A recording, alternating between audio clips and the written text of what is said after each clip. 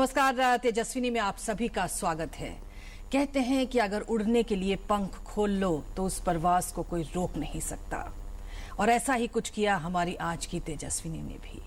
उन्होंने अपने प्रोफेशन के तौर पर नेवी को ज्वाइन किया। हमने सबने उनको देखा इस बार की रिपब्लिक डे परेड पर, जबकि उन्होंने नौसेना के जत्थे को लीड किया राजपथ पर। तो आइए हम मुलाकात करें आज हमारी तेजस्विनी लेफ्टिनेंट अपर्णा नायर।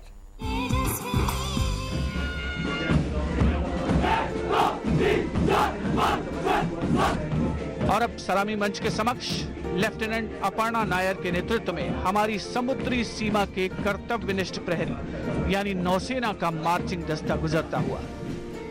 नौसेना के 144। तो आइए मुलाकात करते हैं लेफ्टिनेंट अपर्णा नायर से, जो कि नौसेना की एक ऑफिसर हैं। और आप सबको मतलब हमें वाकई सबको बहुत खुशी हुई जब हमने आपको रिपब्लिक डे परेड को लीड करते हुए देखा। लेकिन ये बताइए कि आपका एक्सपीरियंस कैसा था? Well, thank you so much ma'am. Experience ma'am totally amazing था। बहुत ही अच्छा एक्सपीरियंस था, जहाँ पे मुझे एक ऐसा मौका मिला जो कि हर एक ऑफिसर चाहता है अपनी लाइफ में एक अचीवमेंट की तरह। ये अचीवमेंट जो मुझे मिला वो मेरे हार्डवर्क और मेरे ऑफकोर्स मेरे सबऑर्डिनेट ऑफिसर्स के कोऑपरेशन की वजह से बहुत ही अच्छा था मैम, बहुत ही अमेजिंग। लेकिन लेफ्टिनेंट अपर्णा, ये बताइए कि जब कहते हैं ना कोई चीज सामने आ जाती है तो उसके पीछे बहुत सारा एक परिश्रम जाता है। हाँ जी। किस तरह से ये सिलेक्शंस होते हैं, क्योंकि सबको ये मौका नहीं मिलता। और हम जानते हैं कि पीछे भी आप 2 साल पहले भी आप कंटिजेंट में शामिल थी। तो कैसे ये मौका मिला और फिर क्या कुछ ट्रेनिंग हुई इसके बाद? तभी तो आप सज धज के जब निकले तो सबने देखा। यस मैम, ये रिपब्लिक डे परेड के कंटिजेंट के ऑफिसर्स का एक सिग्नल निकलता है, हर एक कमांड में जाता है, वॉलंटियर्स मांगा जाता है कि कोई अगर इंटरेस्टेड हो तो प्लीज़ अपना नाम भेजिए, हम आपकी ट्रेनिंग कराएंगे। उस दौरान मेरे को ये अपॉर्चुनिटी मिली, मैंने अपना नाम आगे भेजा और अर्ली नवंबर में मुझे लेटर आया कि मेरा नाम सेलेक्ट हो चुका है। तो मैंने अपने कमांडिंग ऑफिसर से बोला कि सर, ये अपॉर्चुनिटी मिली है और मुझे लेना है। सर ने बोला जाओ और अपना अपॉर्चुनिटी यूज़ करो। हम 8 ऑफिसर्स थे जिन्होंने चिल्का में, जो हमारा बेस है भुवनेश्वर उड़ीसा में, वहाँ पे हमने अपनी ट्रेनिंग स्टार्ट की। कुछ 1.5 महीना हम वहीं पे थे। 18 से 21 किलोमीटर वहाँ पे ट्रेनिंग होती थी मैम। अच्छा। सुबह से लेके शाम के 6-7 बजे तक हम वहीं पे, अपने 1-1 घंटे का ब्रेक मिलता था उस बीच, खाने का टाइम मिल जाता था। उसके अलावा तो हम ट्रेनिंग ही करते रहते थे, बिकॉज वो भुवनेश्वर का टाइम वो था इनिशियल ट्रेनिंग, जहाँ पे आपको अपना स्टेमिना बिल्ड करना, फिजिकली आपको टफ बनना है एंड मेंटली भी, कि आपको इतना किलोमीटर, क्योंकि आपको चलना है विजय चौक से रेड फोर्ट तक, जो कि 15 किलोमीटर है। तो अगर आप ट्रेनिंग कुछ 21 किलोमीटर की करेंगे तभी जाके 15 किलोमीटर आपके लिए आसानी होगी। वैसे तो सुबह वार्म अप सेशन हो जाता था हमारा, पीटी हो जाता था, भागना, ताकि हमारा बॉडी वार्म अप हो जाए। उसके बाद मार्च पास्ट सिर्फ मार्चिंग नहीं होता मैम, हमारे नौसैनिक जो है वो उस वक्त वहाँ पे ट्रेनीज थे। अच्छा। अंडर ट्रेनीज, तो वो बस 16-17 साल के बच्चे हैं जिनको उन्होंने सिविल लाइफ से अभी फौज लाइफ ज्वाइन की है। तो उनको मोल्ड करना, उनको ग्रूम करना, उनको बताना कि डिटर्मिनेशन क्या होता है, उनको बताना कि नेवी की लाइफ कैसी होती है, उनको मोटिवेट करना भी एक टास्क था वहाँ पे, जो कि हमें उन्हें कराना। तो जब लीड करते हैं उसका चुनाव कैसे होता है कि कौन ऑफिसर उसे लीड करेगा? मैम, वहाँ पे इंस्ट्रक्टर्स जो भुवनेश्वर में है, इंस्ट्रक्टर्स ऑफिसर्स होते हैं जो कि हमें 8 के 8 को पूरी तरह से चेक करते हैं कि हम अपना कमांड अच्छे से दे रहे हैं कि नहीं, अपना शॉट ढंग से पकड़ रहे हैं कि नहीं, मार्चिंग अच्छे से कर रहे हैं कि फीट अपना ऊपर है कि नहीं, वो सब चेक होता है। उसके बाद दिल्ली में आते हैं हम अपना, वहाँ पे भी ट्रेनिंग स्टार्ट होती है, वहाँ पे भी ऑफिसर्स होते हैं, इंस्ट्रक्टर्स होते हैं। तो एक पैनल बनता है ma'am, board of officers and instructors का, जो कि चुनाव करते हैं, जो कि बोलते हैं कि हाँ ये 4 ऑफिसर्स हैं, उन चारों में से कौन कमांड देगा वो भी वही डिसाइड करते हैं। सो एक बोर्ड, पूरा पैनल डिसाइड करता है, हमें बस अपना बेस्ट देना होता है। Luck and hard work is what matters. तो उसमें वो जब आवाज देते हैं, हाँ जी मैम, कमांड देते हैं, तो उसके लिए कुछ दिक्कत आई? क्योंकि बीइंग अ वुमन थोड़ी पतली होती है। हाँ जी मैम, वो एक था एक थोड़ा सा वीक पॉइंट की इंस्ट्रक्टर्स बोल रहे थे कि मैम आपको थोड़ी सी श्रीक आवाज़ नहीं निकालनी, आपको एकदम बुलंद आवाज़ निकालनी है। तो टेक्निक्स बताए जाते हैं मुझे कि पेट से आवाज़ निकालनी है, सांस रोक के एकदम पेट से आवाज़। तो वो भी ट्रेनिंग थी 1 हफ्ते की मेरी, काफ़ी चली कि मैम आवाज़ आप बुलंद कीजिए, अपना गला खोलिए। तो वो भी अच्छी खासी ट्रेनिंग हुई थी मैम, बट मैंने अपना बेस्ट दिया। मेरे को नहीं लगता कि मैंने अपना कुछ। बिल्कुल, वो तो हम सब ने आपको देखा। Thank you so much. ये बताइए लेफ्टिनेंट अपर्णा की अक्सर जब हम पढ़ रहे होते हैं, पढ़ के निकलते हैं, तो बड़े बड़े ख्वाब होते हैं कि हम ये करेंगे, वो करेंगे, ये सब करेंगे, लेकिन आपने सोचा कि मैं नेवी ज्वाइन करूंगी। कहाँ से ये सपना आया, ये बताइए। मैम ये सपना जो था सच बोलूं तो मेरे डैड का था। मेरे डैड का हमेशा से था कि फौज ज्वाइन करना है, आर्मी, नेवी, एयरफोर्स, इनमें से कोई भी एक ज्वाइन करना है। तो मेरी कॉलेज ख़त्म हुई, उसके बाद डैड ने मेरा आर्मी का फॉर्म भरा, एसएसबी का। मेरा एसएसबी आया लेटर, मैंने उसे क्लियर कर दिया, मेडिकल्स क्लियर हो गए, बट अनफॉर्चुनेटली मेरिट में नहीं आ पाई, बिकॉज ऑफ सम रीज़न मैं नहीं आ पाई। तो मैं थोड़ी सी डिसअपॉइंट हो गई थी। बट इसके पीछे मेरे भाई जो है, मेरे फर्स्ट कजिन, वो आर्मी में है एज अ कर्नल अभी, उनकी गाइडेंस भी थी बहुत ज़्यादा। तो उनके गाइडेंस एंड मेरे डैड का सपना एंड मेरी मम्मा का प्रेयर्स, अच्छा, ये तीनों का एक कॉम्बिनेशन था जिन्होंने मुझे हेल्प किया आर्मी, एसएसबी सब क्लियर करने में। बट मेरिट नहीं हो पाया, वो किसी की भी गलती नहीं थी। फिर 1 साल बाद डैड ने बोला अभी भी सपना पूरा नहीं हुआ पर ना, एक और बार ट्राई किया जाए। तो डैड ने उस वक्त नेवी का लेटर साइन किया, कॉल लेटर आया। उस वक्त काफ़ी टेंशन था कि 1 साल बाद दे रही हूँ, सब कुछ दोबारा पढ़ाई करनी पड़ेगी, मैं सब कुछ भूल चुकी थी, एज अ फ्रेशर नहीं थी मैं उस वक्त। बट अगेन थैंक यू मैं बोलना चाहूँगी अपने भैया को, जिन्होंने उस वक्त भी मुझे सपोर्ट किया और उन्होंने मुझे गाइड किया कि कैसे कैसे पढ़ाई करनी है, कैसे क्लियर करना है एग्जाम। फिजिकल टेस्ट भी होते हैं मैम वहाँ पे, 5 दिन का एसएसबी होता है, विच इज़ वेरी टफ, क्योंकि वहाँ पे जो बोर्ड ऑफ ऑफिसर्स है, पैनल जो बैठता है, वो काफ़ी ट्रेंड है। उनका खुद का कोर्स जो होता है वो 1 से 2 साल का होता है, साइकोलॉजिकली और थियोरेटिकल एग्जाम्स होते हैं, तो they are very much trained. तो उनको फेस करना भी बहुत टफ था और वो एसएसबी क्लियर करना काफ़ी टफ है। लेकिन एक बात बताइए कि आपके फादर और आपकी मदर तो जुड़े हुए नहीं है फोर्सेस से, तो क्यों उनको ये था कि उनकी जो बेटी है वो फोर्सेस में जाए, वो मतलब आर्मी ज्वाइन करे, एयरफोर्स ज्वाइन करे या नेवी ज्वाइन करे, क्यों था ये सपना? और आपने उस सपने को अपना जो बनाया, ये भी एक बड़ी बात है। ये सब कैसे हुआ? मैम पापा ने यूनिफॉर्म हर किसी को, अभी मैं भी अगर किसी यूनिफॉर्म में किसी पर्सन को देखूं तो एक तो लगता है कि वाओ वो यूनिफॉर्म पहना है, वही बहुत बड़ी बात है। एंड वो अर्न करते हैं मैम, यूनिफॉर्म ना हम सिर्फ पहनते नहीं, हम अर्न करते हैं, ये अर्न किया हुआ है। तो डैड चाहते थे कि वो बेटी एक बार अर्न करके दिखा दे। क्या बात है। तो मैंने बोला ठीक है, अगर पापा ने बोला है तो करना तो पड़ेगा। तो बस वो सपना मेरा भी बन गया और पूरा करना मेरा जिम्मेदारी था। अच्छा, उस वक्त जो दोस्त थे वो अक्सर ये होता है कि भाई कोई कॉर्पोरेट की लेडर चढ़ जाओ या कोई इस तरह की चीजों में चले जाओ, तो उस समय दोस्तों का क्या रिएक्शन था जब आप कह रही थी कि मैं फोर्सेस ज्वाइन करूंगी?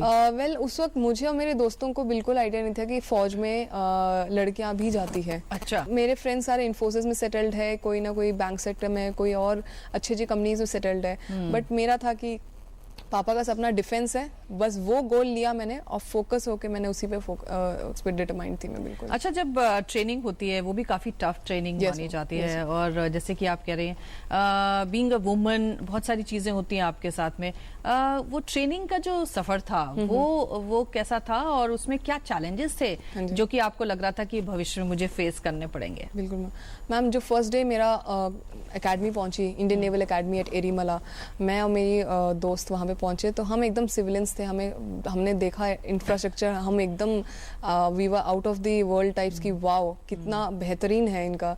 और उसी दिन हमें बस अपना रूम दिखाया और बोला यूनिफॉर्म में अपने पीटी रिग्स में आ जाओ। पीटी रिग्स होते हैं हमारे शॉर्ट्स एंड टी शर्ट और स्पोर्ट्स शू और जूड़ा बना के।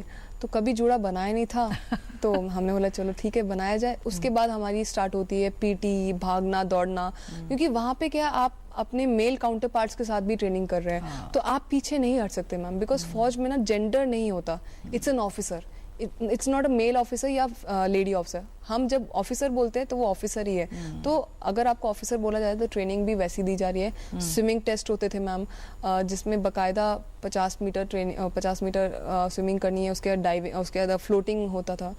तो वो सारी ट्रेनिंग हमने उतने ही दिलो जान से किए जितने मेल काउंटर पार्ट्स हमारे कर रहे थे, क्योंकि अगर हम पीछे हटते तो वो हमें उतना अच्छा कंपटीशन नहीं दे पाते हमें, तो वो कहीं नहीं। अच्छा, तो क्या पहले से ही थोड़ा स्पोर्ट्स वगैरह में था आपकी दिलचस्पी?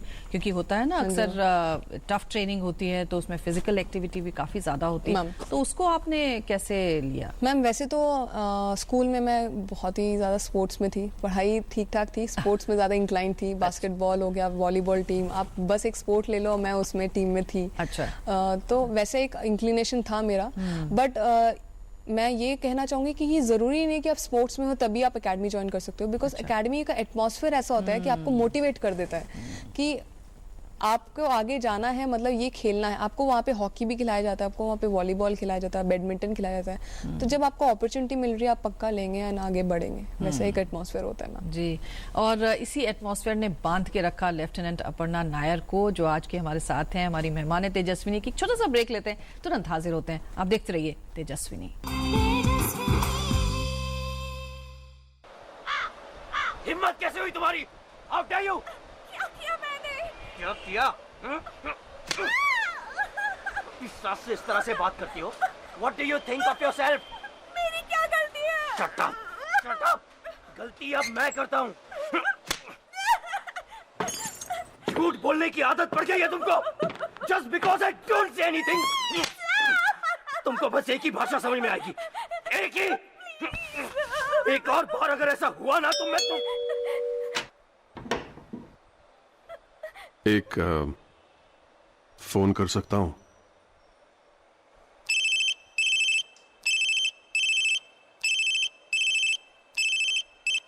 हेलो जी, अब मैंने ही फोन किया था।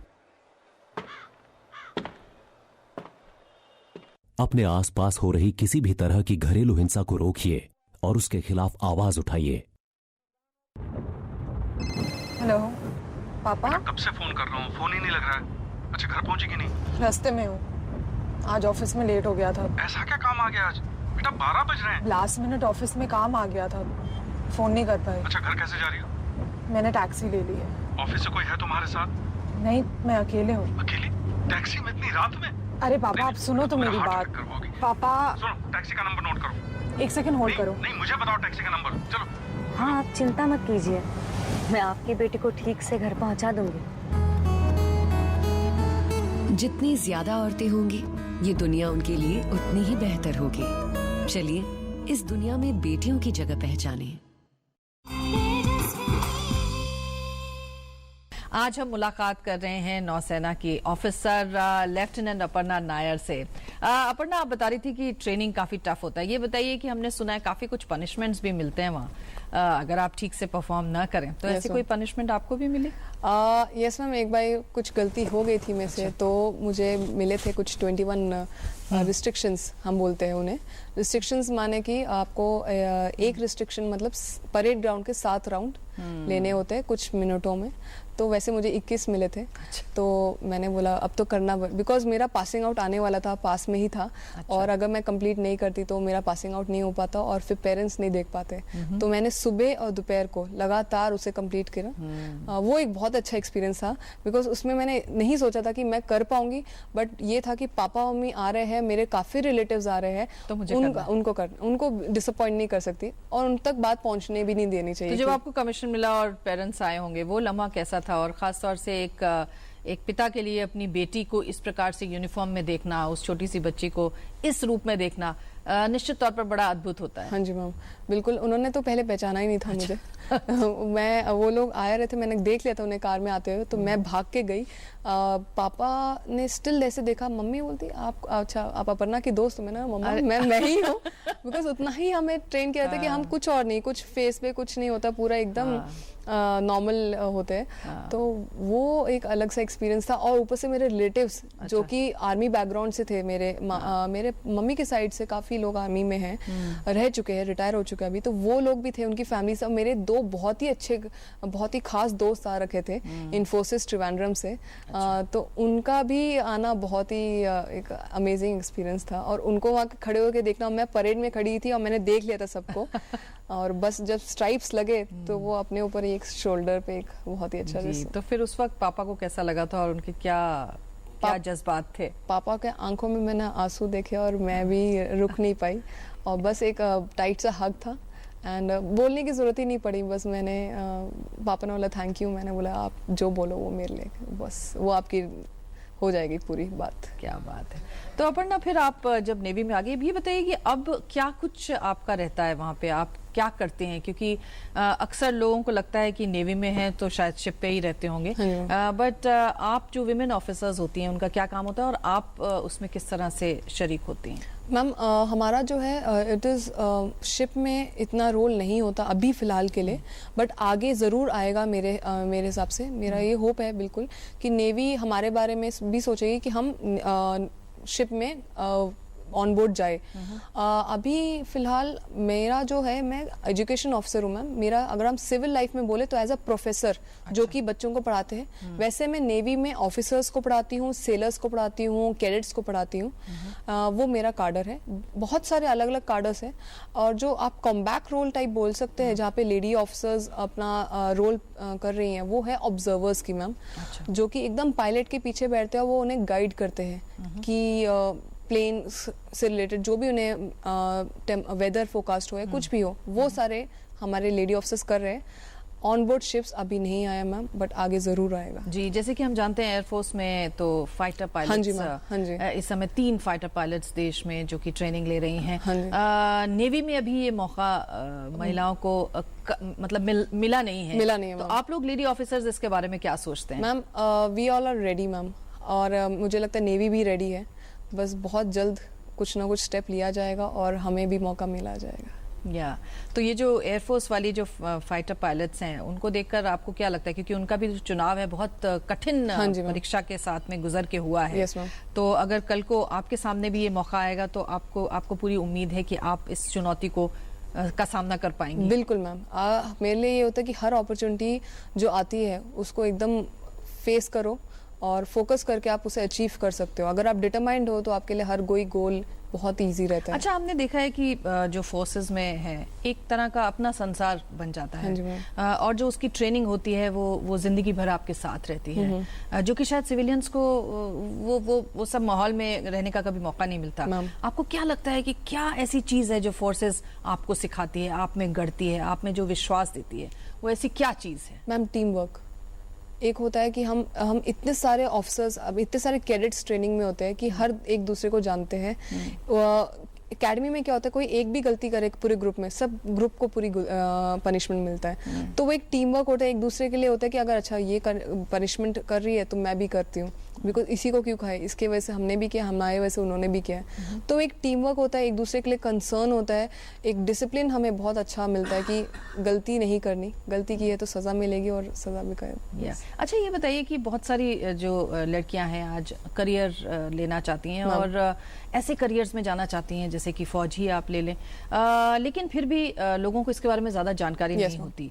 तो आप क्या बताना चाहेंगी खासतौर से ऐसी लड़कियों को जो कि अभी अपने करियर ऑप्शंस ढूंढ रही हैं और शायद फोर्सेस के बारे में बहुत ज्यादा नहीं जानती? मैम हमारे यहाँ पे नेवी डे जो होता है 4 दिसंबर को होता है। उस दौरान नेवी वीक करके बहुत सारे प्रोग्राम्स कंडक्ट होते हैं। उस दौरान इसी बार मुझे मौका मिला था कि मैं कुछ एक हफ्ता कुछ स्कूल्स में जाके नेवी एज अ करियर बता पाऊँ मैं। अच्छा। जहाँ पे मेल मतलब बॉयज एंड गर्ल्स दोनों, तो काफी लड़कियों को नहीं पता था, और उन्होंने जब मुझे एज अ यूनिफॉर्म में देखा तो उनके जो क्वेश्चंस थे वो इतने अराइज हुए कि ma'am how secure it is, कितना सेफ है, मैं अपने पेरेंट्स को कैसे कन्विंस करूं कि मैं नेवी ज्वाइन करूं, उनको मानना है कि सेफ नहीं है। तो उनके क्वेश्चंस आंसर करना, उनको बताना कि नेवी में क्या क्या अपॉर्चुनिटीज है, कितने कार्डर्स हैं हमारे लिए, आप शिप डिजाइन भी कर सकते हो, आप ऑब्जर्वर बन सकते हो, आप एजुकेशन ऑफिसर लॉजिस्टिक बन सकते हो। तो वो सारे चीज़ बताना, कैसे ज्वाइन करना है वो भी मैंने बताया। तो वो जो एक वीक था मेरे लिए, वो उनके लिए भी काफ़ी अच्छा रहा और मेरे लिए भी काफ़ी, कि मुझे भी नहीं लगा कि इतने बच्चों को नहीं पता था। तो वो एक अच्छा एक्सपीरियंस था मैम। अच्छा, लेकिन एक बात बताओ लेफ्टिनेंट अपर्णा की जैसे आप हैं तो जाहिर है बहुत ज़्यादा महिलाएं तो हैं नहीं मैम, तो उस वक्त कैसा, मतलब वो भी तो एक बड़ा चैलेंजिंग काम है कि आपके आसपास सब मेल ऑफिसर्स हैं और आप अकेली ही हैं और आपको अकेले ही अपने कंधों पर सब कुछ लेकर चलना है। बिल्कुल मैम, अगर आप रेशियो देखें तो ऑफिसर्स, जैसे मैंने बोला जेंडर वैसे होता नहीं, बट अगर मैं कैटेगराइज करूँ तो male officers and lady officers का रेशियो काफ़ी ज़्यादा है। मेल ऑफिसर्स होंगे कुछ 5000 if I am not wrong, and lady officers होंगे कुछ 500 to 1000। तो वो आप रेशियो डिफरेंस देख लीजिए। उसके हिसाब से हर एक ऑफिस में, जैसे मेरे ऑफिस में कुछ अगर 5 ऑफिसर्स है तो मैं एक अकेली लेडी ऑफिसर होंगी। बट ये ऑफिसर्स जो होते हैं वो कभी आपको फील नहीं कराते कि आप लेडी ऑफिसर हैं। वो उतना ही एनवायरनमेंट उतना ही क्लियर रखते हैं, आपको काम एकदम इक्वल दिया जाता है और आपका बस काम होता है कि वो काम जो दिया है वो एकदम रिस्पॉन्सिबल होके एकदम पूरा करके दे दीजिए, ताकि कोई आपको पिन पॉइंट ना करे कि आप एज ए लेडी ऑफिसर नहीं कर रही। तो वो एक जज्बा होना चाहिए मेरे हिसाब से, वो हर लेडी ऑफिसर में मैंने अभी तक तो देखा है और आगे भी मुझे यकीन है कि ऐसे ही होगा। अच्छा ये बताओ कि मतलब कोई अगर मान लीजिए ऐसे सोचते हैं कि हम नेवी में आना चाहते हैं तो किस तरह की तैयारी की जरूरत पड़ती है? और फिजिकल फिटनेस के साथ साथ जैसे आपने कहा कि आपका स्पोर्ट्स का बैकग्राउंड भी था, तो किस तरह की तैयारी करनी पड़ेगी अगर वाकई कोई आना चाहता है नेवी में? कोई लड़की सोचती है कि मैं नेवी में जाऊं, तो उसे किस तरह की तैयारी करनी चाहिए? मैम क्या एडवाइस होगी आपकी? Yes ma'am. मैम पहले तो नेवी मोस्टली आईटी रिलेटेड है, टेक्नोलॉजी इंफॉर्मेशन टेक्नोलॉजी से काफ़ी इंक्लाइंड है। तो जो मोस्टली जो कार्डर्स है उसमें साइंस स्ट्रीम के हम देखते हैं, इंजीनियरिंग या एमएससी एमटेक वैसे। बट एक दो कार्डर्स है जहाँ पे बीकॉम इक्वलेंट ग्रेजुएट्स भी आ सकते हैं। तो हमारी जो वेबसाइट है उसमें एलिजिबिलिटी क्राइटेरिया है, वो अपना एजुकेशन क्वालिफिकेशन डाल सकते हैं और उसके हिसाब से वो आपको बता देंगे कि आप कौन से कार्डर में जा सकते हैं। उसके बाद एसएसबी क्लियर करने की बात आई। सबके पास स्मार्टफोन्स होते हैं, सबके पास गूगल क्रोम होगा, उसमें बस ये चेक करना है कि आपको एसएसबी में क्या क्या तैयारी करनी है। उसमें होंगे आपका एक्सटेम्पोर, कोई भी टॉपिक दिया जाएगा और उसमें आपको बोलना पड़ेगा। फॉर एग्जांपल पोल्यूशन के ऊपर हो गया, मैं अपना एक्सपीरियंस बता रही हूँ, मुझे एकदम से बोला पोल्यूशन के ऊपर बोलने के लिए, तो टाइप्स ऑफ पोल्यूशन हो गया, पोल्यूशन के बारे में बताना। तो वो आपका कॉन्फिडेंस चेक करते हैं। इट डजंट मैटर कि आप हिंदी में बोल रहे हैं इंग्लिश में बोल रहे हैं, मैटर क्या करता है कि आप बोल रहे हैं कि नहीं। जैसे हो गया कि आपको टॉपिक दिया गया, आप बोल नहीं मुझे इसके बारे में आता नहीं है, तो वो नहीं होना चाहिए, एक कॉन्फिडेंस के साथ बोलना है। फिर फिजिकल टेस्ट हो गया, आपको इंडिविजुअल टेस्ट हो गया, आपको 10 ऑब्स्टिकल्स दे दिए जाएंगे, बोलेंगे क्लियर करने के लिए। तो आप कितने अपने फियर को फेस करते हैं वो भी वहाँ पे ऑफिसर्स चेक करते हैं। Yes ma'am, absolutely. फिर नॉर्मल आपके सिचुएशन रिएक्शन टेस्ट टाइप्स हो जाएंगे वहाँ पे, जो कि आपको एक सिचुएशन दिया जाएगा, उसको आप क्या सोचते हैं कि आप एज ए इंडिविजुअल अगर आप सिचुएशन में होते तो आप क्या करते, तो वो आपका रिस्पॉन्स वहाँ पे देखा जाता है। अच्छा, चलते चलते आपकी बारे में तो हमने बात की नहीं कि आप कि आपके क्या शौक हैं, आप क्या करती हैं जब आपको वक्त मिलता है, और क्या ऐसी चीजें हैं जिनमें आप अपने आप को बिजी रख सकती हैं? मैम ऑफिस के बाद अगर थोड़ा सा अपना फ्री टाइम मिलता है तो उसमें गाना सुनना बहुत पसंद है मुझे। म्यूजिक चैनल्स में गाना नहीं, लेकिन मैम इतनी मधुर आवाज नहीं है बट सुनने बहुत पसंद है मुझे, स्पेशली पुराने सॉन्ग्स, पुराने बैंड के, कैलाश खेर, यूफोरिया के बहुत बड़ी फैन हूँ मैं। उसके अलावा डांस में थोड़ा सा इंटरेस्ट है। कौन सा? मैम आप बस बोल दीजिए कोई भी डांस फॉर्म और मैं करना पसंद करूंगी। सीखा सिर्फ अभी तक सालसा है, अभी कुछ महीने 1 साल पहले ही मैंने कुछ सीखा था और अभी कुछ और सीखने का मन है। अदर देन दैट डांस करना एंड स्केचिंग मैं थोड़ा बहुत कर लेती हूँ, बहुत ज्यादा तो नहीं बट हाँ हल्का फुल्का हाथ में। लेकिन आजकल जैसे हम देखते हैं युवाओं को सब फोन पे हुक्ड रहते हैं। हाँ जी मैम। आप भी फोन पे हुक्ड रहती हैं? नहीं मैम, मेरे पास टू बी ऑनेस्ट कोई स्मार्टफोन है नहीं एक नॉर्मल बेसिक फोन लेके चलती हूँ। मेरे हिसाब से उसकी कोई जरूरत नहीं है। अगर मुझे किसी को कॉल या किसी को बात करनी हो तो मैं फोन कर लेती हूँ। Smartphones I think I am smart enough. तो आपको बहुत ज्यादा सेल्फी शॉट लेने का बिल्कुल नहीं मैम, बिल्कुल नहीं। मेरा मानना है सब कुछ मेमोरीज होती है, तो जो अपना डेटाबेस है वो ब्रेन में मैं स्टोर कर लेती हूँ। चाहे कहीं पे भी घूमने भी जाती हूँ मेरे पास फोटोज नहीं होती। मैं वो जगहों के नाम याद रख लेती हूँ और उनके प्लेसेस और उनके क्या वहाँ पे इम्पोर्टेंट चीजें हैं, बस वो याद रख लेती हूँ। वो याद रखती हैं और शायद यही जो मेमोरी है वो जिंदगी भर आपके साथ रहती है। बिल्कुल मैम, बिल्कुल। कोई कैमरा, कोई सेलफोन आपके साथ रह नहीं सकता। चलते चलते लेफ्टिनेंट अपर्णा, अब जिंदगी को आप जहाँ पहुंची हैं, जिस मकाम पे पहुंची हैं, यहाँ से आगे का जो सफर है उसको किस रूप में देखती हैं और कहाँ जाना चाहती हैं यहाँ से? मैम मैं फ्यूचर इतना प्रेडिक्ट नहीं करती, बट मेरा मानना है कि जो भी अपॉर्चुनिटीज़ आपके दरवाजे में आते हैं आप बस उसे ले लीजिए और अपना बेस्ट दीजिए। आगे जो होगा वो आपके हार्डवर्क और एफर्ट के ऊपर होगा और थोड़ा बहुत लक एंड मम्मी पापा के प्रेयर्स, उसके आगे मैं आगे चलती रहूँगी। पापा मम्मी को खुश रखना है, ये मेरा मानना है बस। मेरे ख्याल से आप बिल्कुल ऐसा कर पाएंगी। हमारी शुभकामनाएं हमेशा आपके साथ रहेंगी। अपर्णा, बहुत बहुत शुक्रिया तेजस्विनी में आने के लिए और अपनी बात हमसे शेयर करने के लिए। आपका बहुत बहुत धन्यवाद। Thank you so much ma'am. जय हिंद मैम। तो ये थी लेफ्टिनेंट अपर्णा नायर और अगले हफ्ते एक और शख्सियत से आपकी मुलाकात हम कराएंगे तेजस्विनी में। तब तक के लिए इजाजत दीजिए, नमस्कार।